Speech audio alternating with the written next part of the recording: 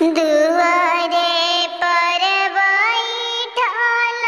रोवेली बेटी अरे आमा आंगनवा के बिचारे लालनवा अरे मम्मी आंगनवा के बिचारे लालनवा डोलिया पकड़ी रोवे भैया बीरनवा अरे भैया बीरनवा अरे आजू बहिन जइहे ससुराल रे लालनवा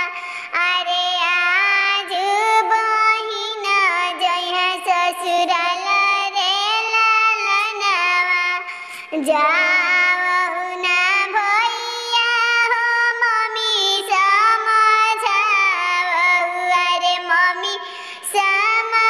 समझायहु अरे पापा के जियारा कठोर रे लालनवा अरे भैया के जियारा कठोर रे लालनवा जा